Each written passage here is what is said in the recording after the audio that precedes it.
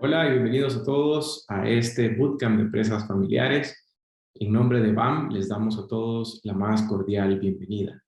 Este día vamos a platicar de un tema muy interesante como lo es la gestión del talento humano dentro de las empresas familiares. Para ello, quiero invitar a que active su cámara a Ivania Murillo. Ivania Murillo, ella es la CEO de Search Latinoamérica. Es licenciada en Psicología de la Universidad de Costa Rica, posee también un máster en Administración de Empresas y un máster en Gerencia de Proyectos con un enfoque de género. Se ha desempeñado en el área de recursos humanos por más de 15 años, ejecutando roles de crecimiento y liderazgo en Latinoamérica. Ivania también es experta en procesos de competencias laborales, reclutamiento estratégico y derechos humanos. Ella es socia fundadora de Search en el país de Costa Rica, en donde fue Country Manager por más de 10 años y desde el 2018 desempeña el rol como CEO de esta empresa a nivel Latinoamérica. Desde su gestión, el tema de cultura organizacional ha sido uno de los ejes centrales de su rol, promoviendo espacios de reflexión, capacitación en temas de sostenibilidad, inclusión y diversidad. Además, está además decir, Ivania es un excelente headhunter y pues dentro de su currículum y dentro de su network han pasado los presidentes de compañías y directores de muchísimas empresas y a nivel local, internacional y pues ahora también en Europa. Así que Ivania, es un lujo y un privilegio que estés aquí con nosotros. ¿Qué tal? ¿Cómo estás? Muchas gracias, Roberto. Fantástica, saludándote y saludando a la gente que nos acompaña, como decías, desde Costa Rica, desde donde vivo y bueno, desde donde, como decís vos, movemos el talento de muchas empresas en la región, literalmente de miles de personas. Buenísimo. Así que bueno, el stage es tuyo y ya listo para aprender de ti. Perfecto. Bueno, muchas gracias. Gracias al banco por la invitación y gracias a ustedes por estar acá. Creo que el hecho de estar acá refleja el interés que tienen por hacer las cosas bien desde el inicio. Ese es uno de los lemas que yo tengo, sobre todo cuando hablo de la gestión del talento. Gestionar el talento de forma adecuada nos ayuda a minimizar un montón de riesgos, no solamente riesgos de índole legal, sino también de riesgos de índole financiero e inclusive reputacional. Entonces creo que ese es uno de los grandes mensajes que quiero dejarles el día de hoy, que cuando nosotras pensamos en emprender, cuando estamos en una empresa familiar, inclusive cuando estamos en una compañía que están haciendo las famosas startups, a veces decimos, esto no es prioridad, pero en mi experiencia, que les decía Roberto, fui la fundadora de Search en Costa Rica y he tenido la oportunidad de ver crecer a mi empresa y a muchas empresas a las cuales asesoro. Aquellas empresas que gestionan bien el talento definitivamente destacan y son las empresas que son sostenibles en el tiempo. Así que hoy les quiero compartir algunos aprendizajes, algunas cosas que de repente pudieran ser un poquito teóricas, pero también les quiero compartir aprendizajes que he tenido, eh, como les digo, no solamente en mi experiencia liderando una organización, sino también en mi experiencia conociendo de muchas organizaciones en Latinoamérica. Y no solamente empresas grandes, sino empresas de todos tamaños. Así que bueno, a mí me han invitado a hablar de esto con mucha ilusión porque creo que también soy una emprendedora. Y bueno, lo primero que quiero que hagamos el día de hoy es que rompamos algunos paradigmas. Todas las empresas tienen que tener contabilidad, todas las empresas tienen que tener un producto o un servicio que salimos a ofertar al mercado, todas las empresas deben de cumplir ciertos lineamientos en materia fiscal. E igual de importante es gestionar el talento. A veces lo dejamos como en la última lista de nuestros pendientes. A veces decimos, eso no es importante. Y bueno, yo les quiero invitar hoy a romper algunos paradigmas, algunas formas en que hemos venido pensando y que definitivamente no nos ha permitido avanzar en lo que es el tema de gestión de talento. Cuando nosotros gestionamos talento, estamos hablando de personas y estamos hablando que así como la empresa tiene un objetivo que cumplir, un objetivo financiero que cumplir, para eso nos pagan, y así como la empresa tiene sueños, tiene aspiraciones y tiene metas, las personas que ingresamos a trabajar a una empresa también. Entonces a mí siempre me gusta decir que cuando ingresamos a una empresa o cuando estamos en un proceso de reclutamiento y selección, ahora lo llamamos atracción de talento, es un proceso de mutua decisión, es decir, mutua elección. Yo te tengo que gustar como candidata, pero también vos me tenés que gustar como empresa. Y si no tenemos bien administrada nuestra gestión de talento, es posible que no seamos una empresa atractiva para trabajar. Y en la coyuntura en la que estamos, y quizás ustedes sufren de lo que sufrimos muchos empresarios y empresarias, y es la dificultad de atraer talento o atraer el talento idóneo para mi organización. Todas las empresas, las grandes, las medianas, las chiquitas, nos estamos peleando por los mejores. Y los mejores se van a cambiar si y solo si hay algo mejor. Entonces, si nosotros aprendemos a gestionar el talento bien desde el inicio, es posible que seamos empresas donde la gente quiera trabajar.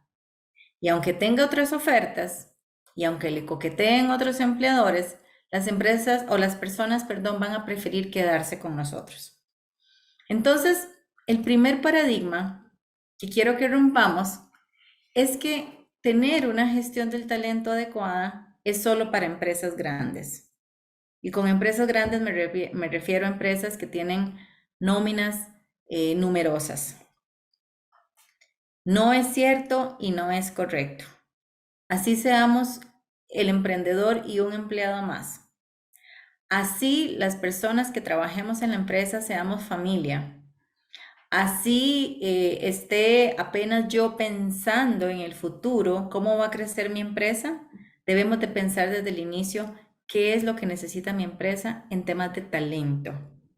Y ahorita vamos a ver un flujo de un proceso que les va a poder a ustedes ayudar a determinar paso a paso qué es lo que necesito en cada fase. A mí siempre me gusta decir que las personas en las organizaciones es como aquello que nos enseñaban en los cursos de biología. Nacen, crecen, se reproducen y mueren. Entendiendo la muerte como la muerte literal o entendiendo también la muerte como la salida de las personas de la organización por las razones que sea. Entonces este diagrama, que ojalá le tomen foto y ojalá lo tengan ahí como pegado en la pared de la oficina o en un cuaderno donde ustedes lo tengan fresco, porque les va a ayudar a determinar el paso a paso para tener una adecuada gestión del talento. El paradigma número 2 es que no tengo dinero para invertir. Y yo lo puedo entender cuando somos emprendedoras, cuando tenemos flujos de caja reducidos, cuando estamos empezando un departamento o una empresa. Es posible que estemos invirtiendo en lo que es crítico y urgente, ¿verdad? Que es usualmente el salario de las personas, el alquiler, los gastos fijos. No obstante, se van a dar cuenta que muchas de las cosas que necesitamos para tener una adecuada gestión del talento no necesitan dinero. Necesitan una buena voluntad, eventualmente van a necesitar si una persona con ciertos conocimientos, pero la mayoría de las cosas podemos hacerlas con poca o ninguna inversión. El paradigma número 3 es, esto no le interesa a nuestros socios. Si bien es cierto, puede ser que tus socios o vos misma o vos mismo, si sos socio, si sos socio fundador de la organización, puede ser que eso no lo tengas dentro de las prioridades. Pero cuando nosotras identificamos los riesgos de no tenerlo, es cuando estoy segura que como socias vamos a volver a ver y vamos a escuchar con más cuidado qué es aquello que nos tiene que decir la persona que dice es importante poner sobre la mesa la gestión del talento. Desde cómo atraemos, cómo remuneramos, cómo desarrollamos y capacitamos a nuestro equipo, hasta inclusive cómo desvinculamos a las personas. Entonces puede ser que tengamos socios que tengan una orientación muy financiera, que tengan una orientación únicamente a la venta y a la utilidad.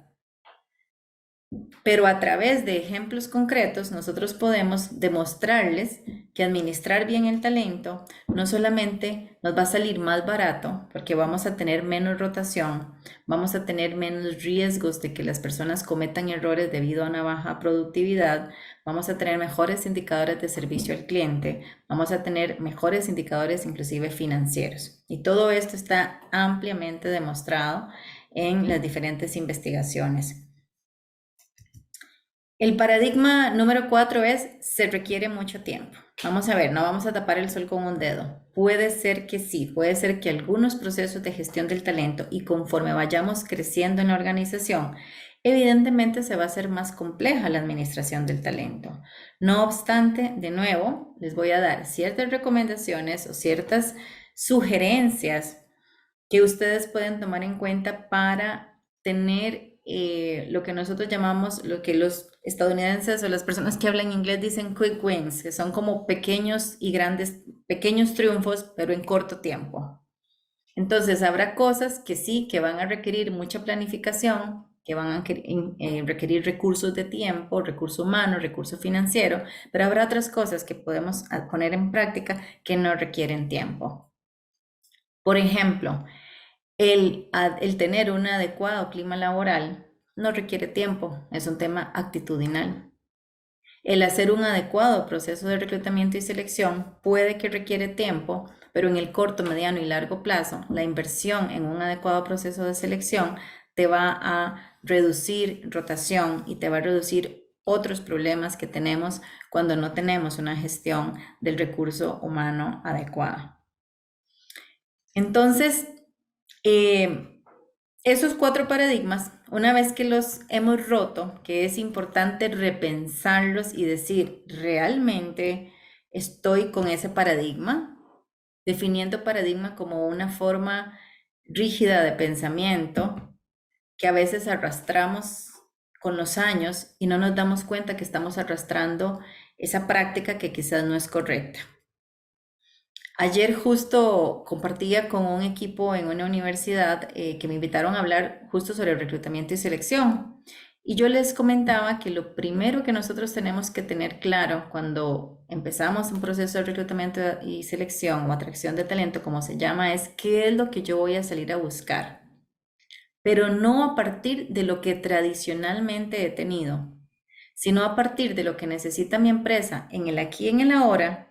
Pero más importante aún, ¿cuáles son las necesidades en materia de talento que me van a permitir a mí ser sostenibles en el tiempo?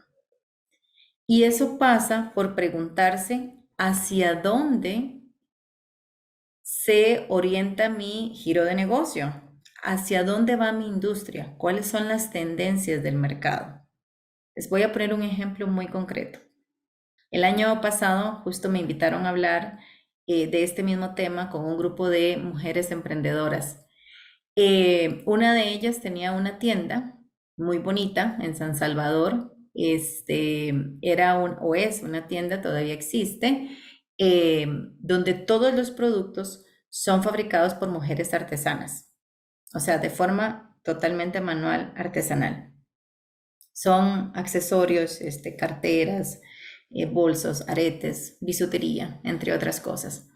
Y ella me decía, una de las cosas que tuve que aprender es que me di cuenta que cada vez iba más en crecimiento la venta que yo tenía a través del canal de comercio electrónico en mi página web. Y ni tenía una muy buena página web, ni yo sabía nada de comercio electrónico, ni de pasarela de pagos. Entonces me di cuenta que más de que tener a una persona muy bien entrenada en el punto de venta, que es importante, tenía que apostar también por el canal de ventas electrónicas, ¿verdad? Y esto ha implicado que está vendiendo muchísimo al mercado internacional. Es un producto muy bonito. De hecho, yo, por supuesto, caí en la tentación y le compré, pero es eso, ¿hacia dónde está apuntando nuestro negocio?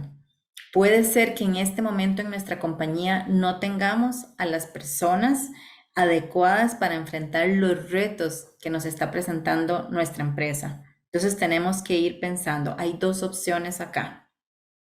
Preparo a alguien internamente, es decir, invierto en capacitación para que esa persona pueda ser capaz de, o contrato a una persona externa. Otra de las preguntas que nos tenemos que hacer es, ¿contrato a una persona externa tiempo completo? ¿La contrato por horas? ¿La contrato por proyectos? ¿O tercerizo ese servicio con una empresa experta en el tema? Entonces son algunas preguntas. Yo les traigo más. Y si ustedes ven este círculo, es lo que yo llamo el círculo de gestión del talento. Es un círculo, no es lineal.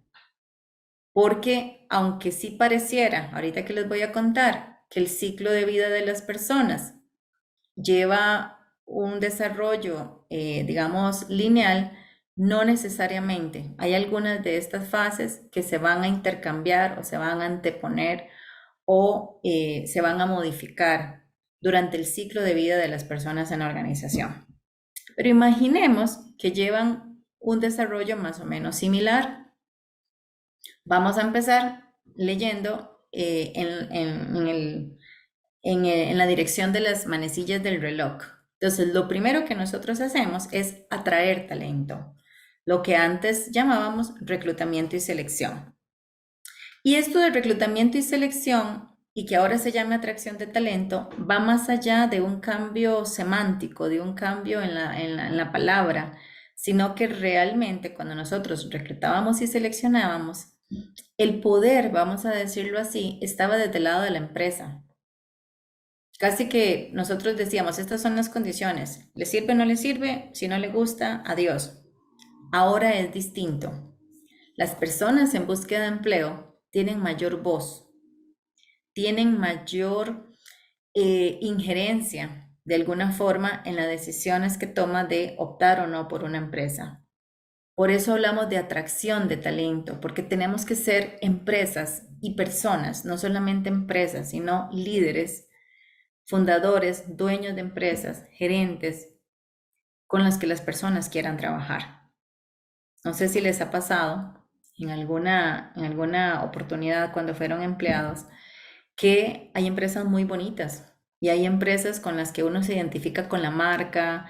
Desde niña quizás crecí con ese producto, cuando estuve en la universidad dije, qué bonito, yo alguna vez quiero trabajar ahí, pero llegué, conocí a personas que trabajan ahí y me di cuenta que no era la clase de personas con las que yo quería trabajar, que su estilo de liderazgo, sus valores, su reputación, no era la clase de organización con la que yo soñaba. Entonces, en este proceso de atraer talento, debemos de pensar siempre en si como empresa estamos transmitiendo realmente una buena reputación.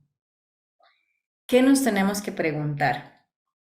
¿A quién quiero atraer? Es decir, ¿cuál es la clase de talento que yo quiero para mi organización? No solamente en términos como hablábamos de valores, en temas, digamos, de afinidad con nuestra cultura, sino también a quién necesitamos a nivel de conocimiento. ¿Qué tipo de academia necesitamos? ¿Qué tipo de conocimientos? ¿Qué tipo de experiencia previa? Justo con esta otra emprendedora, ella me decía, me di cuenta en tu charla que yo tuve mucho tiempo dificultad para atraer talento porque yo quería a alguien con mayor preparación académica que realmente lo que necesitaba para el rol. Y entonces me encontraba con lo que yo ofrecía salarialmente, no hacía clic con lo que yo estaba buscando en el mercado. Y esa es la segunda gran pregunta, ¿cuánto voy a pagar? Porque muchas veces todas las empresas soñamos con tener el mejor talento, con tener el talento que todas las organizaciones quieren. Lo que pasa es que lamentablemente no siempre los podemos pagar. Entonces, tenemos que tener claridad en cuáles son los requisitos que yo estoy pidiendo en ese perfil del puesto versus lo que le voy a pagar.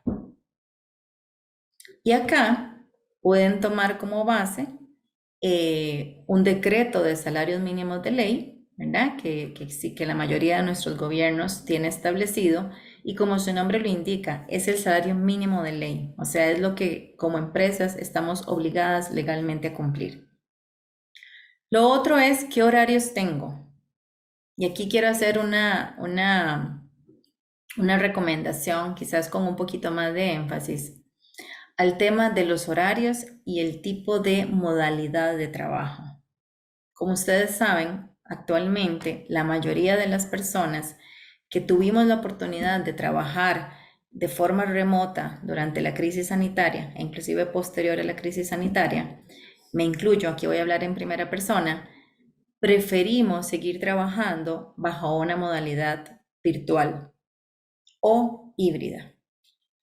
Uno de los grandes temas que están teniendo las empresas ahorita para contratar es que las personas que trabajaron bajo una modalidad virtual no desean regresar a la presencialidad.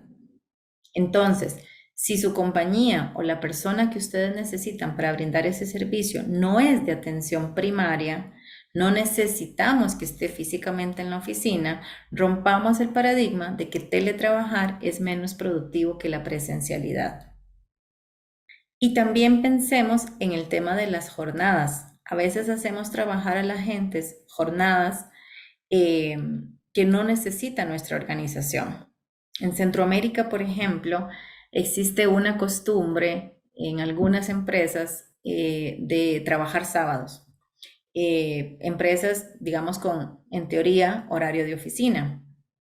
Y lo que yo me he dado cuenta en muchas de estas empresas es que cuando uno les consulta que qué diferencia habría entre cumplir la jornada semanal demandada por ley de lunes a viernes, ¿verdad? Tener una jornada comprimida versus sábado, no te dan una explicación.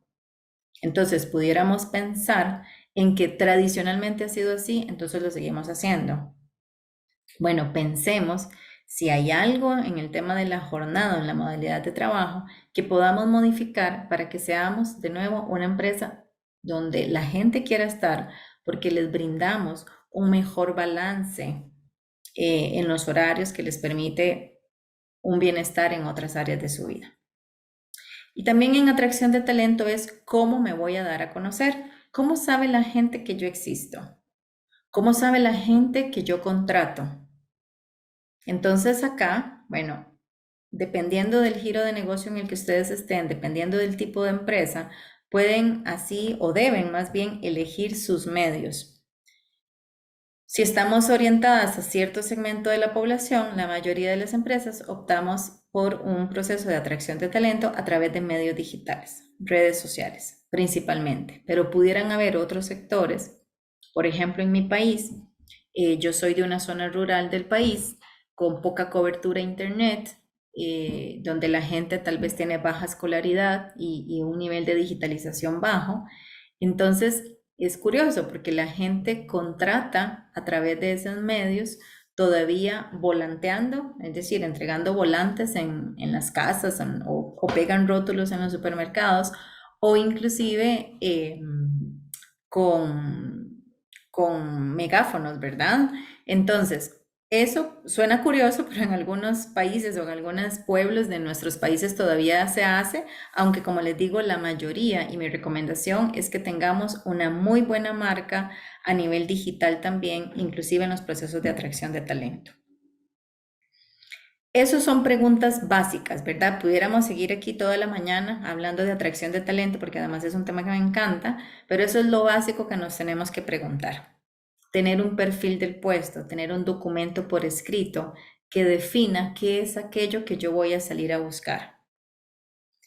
Una vez que tengo la persona identificada para formar parte de mi compañía, viene el segundo paso en un proceso de atracción de talento, que es la inducción, ¿verdad? Antes también se llamaba entrenamiento, capacitación inicial, o en algunos casos les llamaban también como ahorita se me fue la palabra, pero es un término que se utiliza en el adiestramiento. Es una palabra que no me gustaba, seguro por eso la había olvidado. Adiestramiento, suena como una cosa así como muy, no sé, hasta inclusive que estamos hablando de animales y no de personas. Yo prefiero hablar de inducción o del proceso de capacitación inicial. Y ahí lo que tenemos que decir o lo que tenemos que cuestionarnos o tener respuesta para ello es qué quiero que aprendan las personas.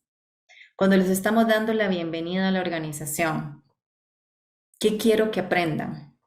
¿Qué es lo mínimo necesario que sepan para que durante sus primeros días o primeras semanas dentro de la organización puedan comenzar a tener una probabilidad de éxito? ¿Cuáles son los comportamientos aceptados? ¿Qué es lo que en esta compañía es valorado y qué es lo que no es valorado? ¿Y cuáles son las políticas y procedimientos?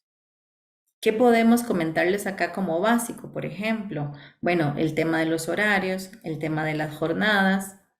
Por ejemplo, si vamos a utilizar, si hay algunas organizaciones donde las personas deben utilizar uniforme, cuáles son, por ejemplo, los canales de comunicación oficial.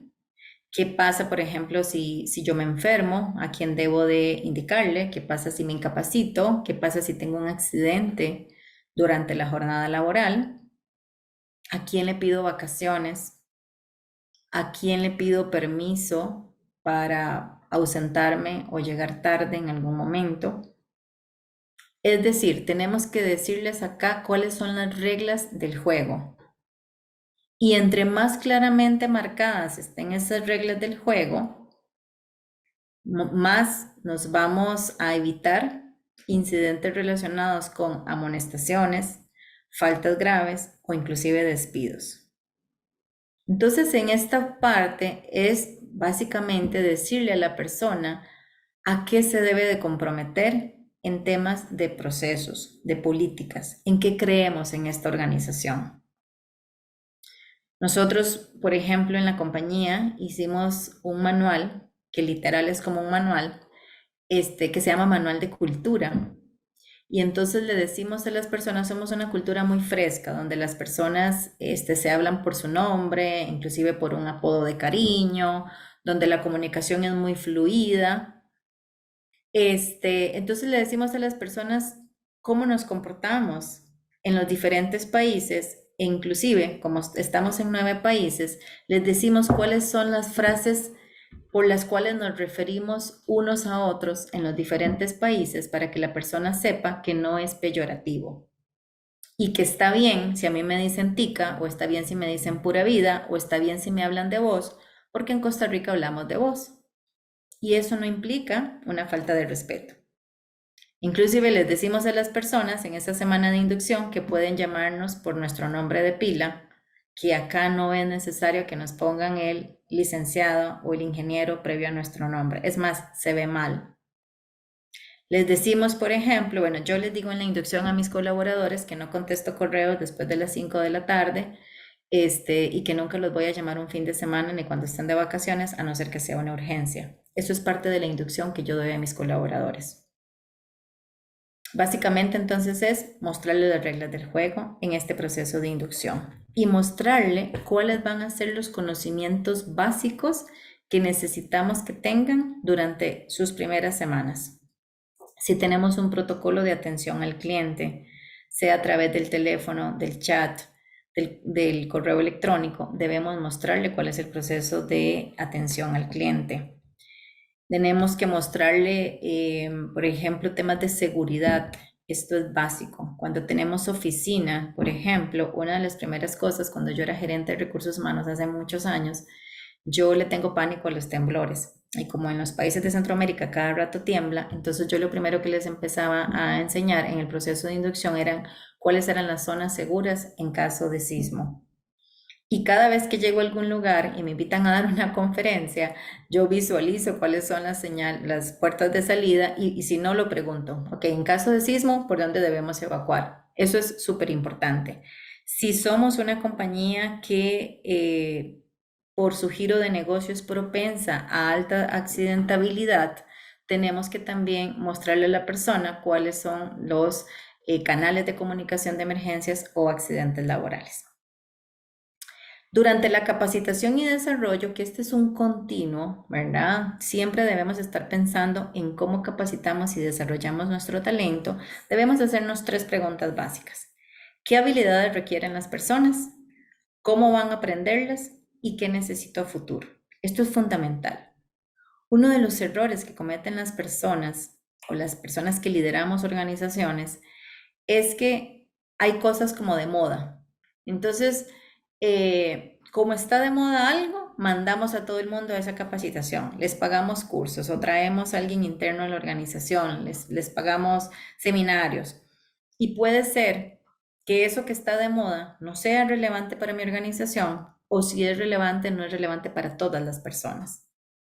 Entonces, los programas de capacitación y desarrollo no pueden ser de forma indiscriminada para todo el mundo. Habrá pocos que tal vez sí, pero debemos de pensar primero qué quiero que sepan, cómo voy a hacer para que sepan eso y lo más importante es proyectarnos a futuro. De nuevo, no solamente qué necesito en el aquí y en el ahora, sino hacia dónde se está moviendo mi empresa, hacia dónde se está moviendo mi negocio y qué tengo y qué no tengo para atender esas necesidades que me está planteando el mercado. Otra área que a mí me encanta, no suele encantarle a los psicólogos o a las personas que somos psicólogas y nos desempeñamos en recursos humanos, pero a mí me encanta, que es la parte de compensación y beneficios. Básicamente acá lo que tenemos que definir es, número 1, y siempre tengamos como base la legislación. Nosotras podemos ponernos muy creativas y podemos inventarnos jornadas y podemos inventarnos formas de pago que tal vez sean interesantes para la persona, mas no están reguladas por ley. Por ejemplo, no sé si existe en Guatemala, pero en mi país hay un proyecto de ley que ha tenido un montón de peros y hay muchas personas de la sociedad civil y personas diputadas han estado en contra de la ley, que es la jornada 4x3, donde trabajas en jornada diurna 48 horas distribuidas en 4 días. Es decir, trabajas jornadas de 12 horas y descansas 3 días. Algunas personas están a favor porque dicen que eso facilitaría que las personas descansen más, que activaría el turismo interno, porque las personas podrían viajar los fines de semana largos, etc. Las personas que están en desacuerdo plantean que va a haber más cansancio, que va a haber más estrés, que probablemente eso vaya a implicar mayores incapacidades y que también hay un tema con las mujeres madres trabajadoras porque tendríamos el problema de quién cuida a los niños y a las niñas o a las personas dependientes en jornadas tan extendidas. Entonces puede ser que nosotras como empresarias y como administradoras del talento digamos, sí, me suena, o sea, sería lindísimo trabajar en una jornada 4x3, pero puede ser que todavía no esté regulado dentro de mi país.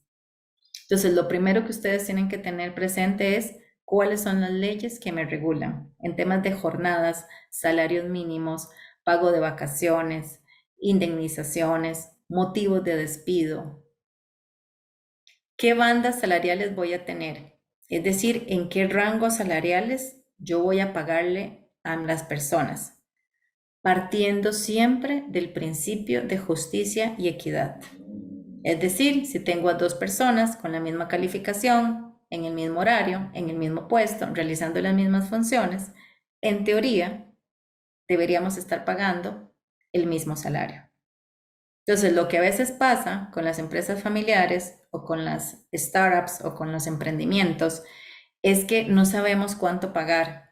Y entonces a veces en esa ignorancia cometemos injusticias de tener a personas con mayor responsabilidad menos pagadas o tenemos a 2 personas en el mismo puesto con diferente salario. Y el otro concepto que les quiero invitar acá a que reflexionemos es sobre lo que en los últimos años han escuchado con el nombre de salario emocional, que eso es qué doy más allá del dinero. Es decir, por qué las personas decidirían venirse a trabajar conmigo o quedarse. a trabajar conmigo, aun cuando hayan otras opciones en el mercado. Eso que usted no puede medir, a eso que usted no le puede dar un valor monetario, es lo que llamamos salario emocional. Y aquí quiero hacer una diferencia. No es lo mismo beneficios que salario emocional. Por ejemplo, si nosotros decimos que damos un subsidio de alimentación, si nosotros decimos que damos un subsidio de transporte, si pagamos el celular, si tenemos viernes en la tarde libre, si damos el día de cumpleaños libre, eso no es salario emocional, porque todo eso yo le puedo dar un valor monetario. Yo puedo calcular cuánto me sale que la persona no trabaje el viernes en la tarde. Yo puedo calcular cuánto me cuesta el celular. Algunas empresas, por ejemplo, que pagan la licencia de Netflix o la licencia de Spotify, que dan becas. Todo eso tiene un valor monetario para la empresa. Contablemente, yo puedo tener una cuenta contable que sea beneficios adicionales a empleados o lo meto dentro del salario. Pero yo no puedo cuantificar cuando la gente dice, es que trabajo en esta compañía porque conecto con el propósito de la empresa. Trabajo en esta empresa porque valoran mis opiniones. Trabajo en esta empresa porque me dejan ser yo misma. No tengo que ponerme disfraces, no tengo que aparentar, puedo ser yo misma.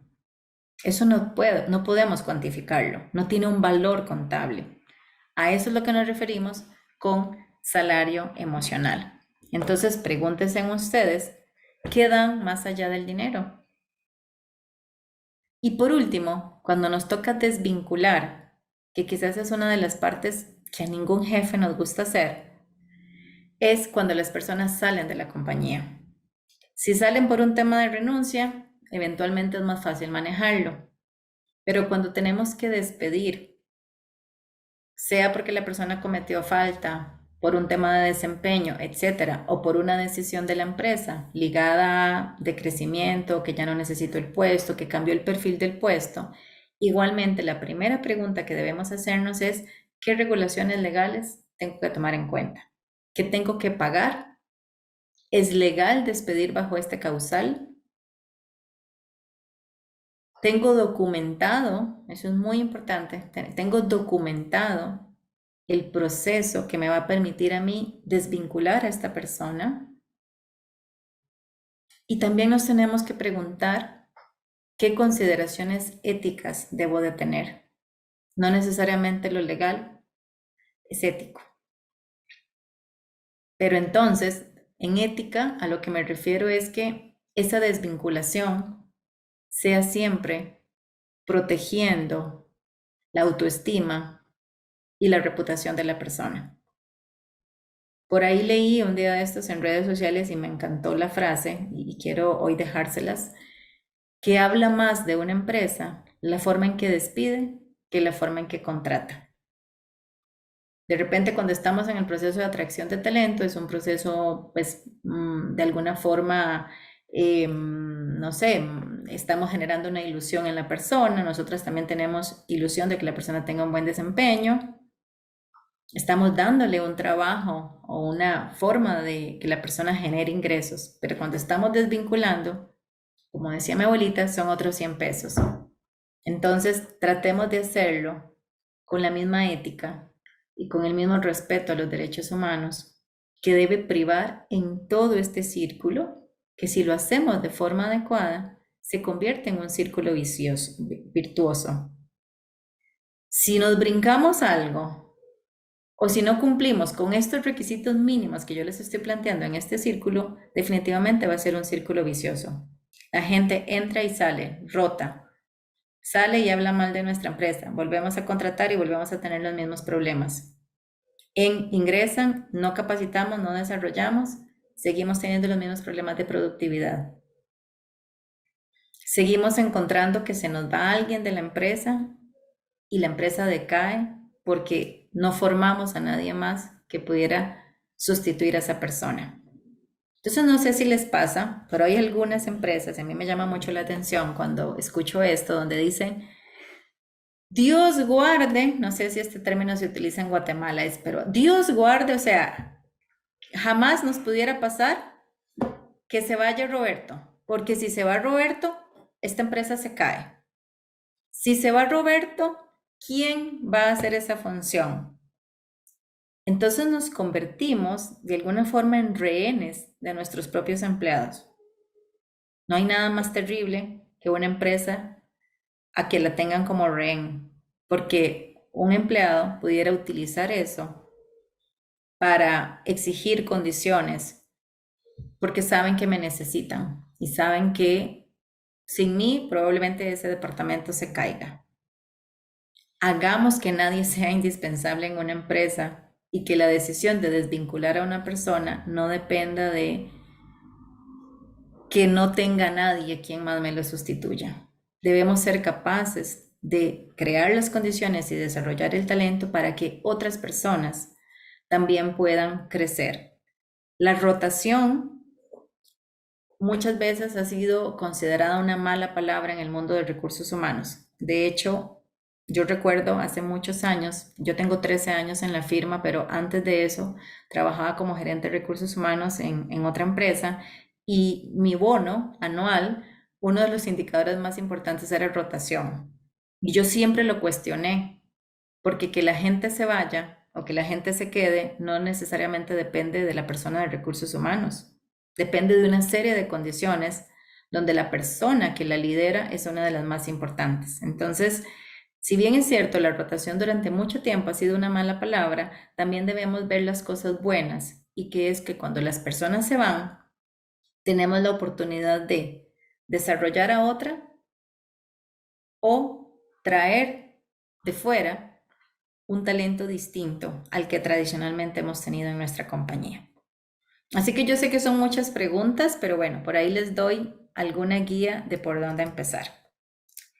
Y para terminar, para dar un espacio a algunas consultas que quizás tengan por ahí por el chat, quisiera hacerles algunas recomendaciones. Cuando somos emprendedoras, cuando no tenemos los recursos que tienen las empresas grandes, algo importante es fortalecer nuestra red de contactos, que construyamos conocimiento juntos. Esto que ustedes están haciendo acá es una forma de construir conocimiento. Lo otro, siempre me gusta, sobre todo cuando hablo con emprendedores, es que hagamos encadenamientos productivos. Es decir, puede que yo no tenga esa habilidad internamente en mi compañía, pero hay otra empresa cuyo servicio o producto es compatible o hace un encadenamiento productivo con el mío. Entonces, entre más nos apoyemos, más fácil va a ser fortalecer también la gestión del talento. Y muy importante, trabajemos nuestra marca personal. Como les decía, no solamente es importante trabajar la marca de nuestro producto o el servicio que comercializa nuestra empresa, sino la nuestra. Y la gente debe saber que usted existe. Y ojalá, ¿verdad? Que esa marca sea congruente. Es decir, que lo que sale de nosotros en redes sociales sea también lo que la gente piensa de nosotros cuando nos conoce, cuando interactúa y sobre todo cuando ha trabajado con nosotros. Nuestros mejores embajadores de marca son aquellas personas que trabajaron con nosotros y se fueron. Así que bueno, esas son algunas recomendaciones que les quería dar. Y ahora, no sé, el equipo de Red Sofa, si tenemos un espacio para consultas del público. Sí, sí, sí, sí. Tenemos aquí algunas preguntas. Lo primero que nos dicen, ¿por dónde empezamos para crear escalas salariales? Si eso existe en las empresas familiares. Ajá. Bueno, hay varias formas, ¿verdad? Les voy a decir la más barata, pero también les voy a decir la más cara por ahí que tengan la capacidad de inversión. La más barata es compararse con el mercado, compararse con empresas similares a ustedes. De nuevo, podemos tener como referencia y debemos tener como referencia qué es lo que dice la ley en nuestro país acerca de los salarios mínimos de ley. Esa es nuestra primera referencia. Pero la segunda es compararse con otras empresas similares en el mercado.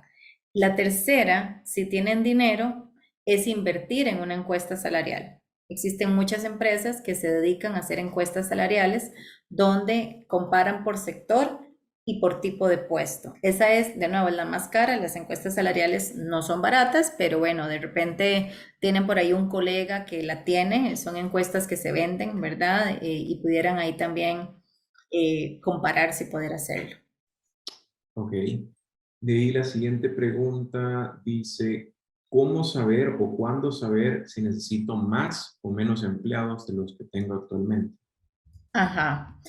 Bueno, también a nivel de comparación, ¿verdad? Nosotros podemos agarrar podemos hacer un análisis estadístico, ¿verdad? Usualmente hay un 10% de nuestra población que tiene un desempeño superior al promedio.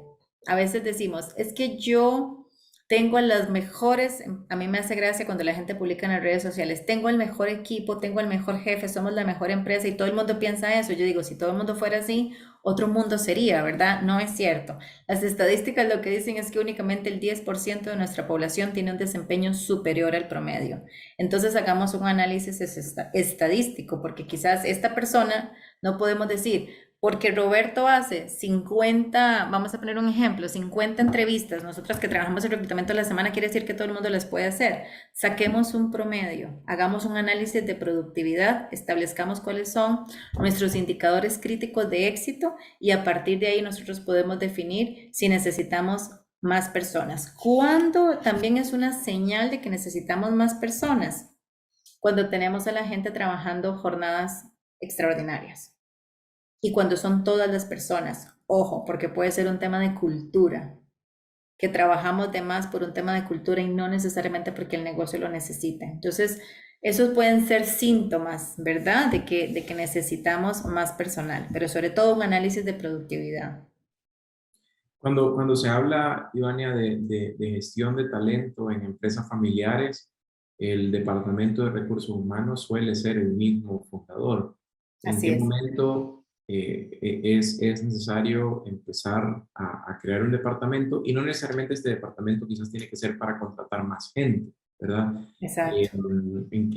¿Cómo determinarías tú los timings a partir de tu Ujú. experiencia? Hay que empezar por cultura, hay que esperar hasta que la empresa crezca. ¿Cómo Ujú. sería el journey correcto? Sí, es una muy buena pregunta. Sí, la mayoría de empresas cuando arrancamos somos el fundador o el director o el gerente, ¿verdad? El que tiene como ese doble sombrero. ¿Cuándo? Creo que sería, hay un indicador que se utiliza en general en el mundo de recursos humanos y es que debe de haber una persona por cada 100 trabajadores. Eso es un indicador así como muy estadístico, ¿verdad? No obstante, existimos empresas menores de 100 que eventualmente ya lo necesitamos. ¿Cuándo? Cuando la capacidad del director, la capacidad técnica, cognitiva y emocional del director ya no le da para atender estos temas. Porque es crítico que haya una persona atendiendo este tema. Cuando hay síntomas, ¿cuándo puede ser un síntoma, Roberto? La alta rotación. La alta rotación es un signo de que algo está pasando, ¿verdad? Cuando la gente no quiere aplicar ponemos nuestro logo o contratamos a una empresa de reclutamiento para que nos haga el reclutamiento y la gente no aplica o no quiere. Cuando empezamos a tener mala reputación, ojo, tal vez el momento de pensar y quizás de nuevo no tengamos el dinero para pagar a una persona a tiempo completo, pero podemos pagar a un consultor por horas. Podemos tener una persona a tiempo, a medio tiempo, ¿verdad? Hay diferentes formas en que pudiéramos hacer esto, ¿verdad? Pero yo diría cuando ya el gerente o el director se les sale de las manos porque se necesita técnica o se necesita más tiempo, es hora de pensar en buscar un recurso dedicado solamente a esto. Perfecto, perfecto. Gracias Ivania por compartirnos todo este contenido. Hay un elemento importante cuando tú decías que te ponían un KPI de rotación. Parte de eso también es cuál es la propuesta de valor que tiene la empresa para poder mantener a los empleados con ese engagement. Precisamente ese es el tema que vamos a ver mañana, cómo crear tu propósito, cómo crear esa propuesta de valor dentro de las empresas familiares. Ivania, tus palabras finales. Interesantísimo. Interesantísimo. Que me inviten a la de mañana porque me parece súper interesante.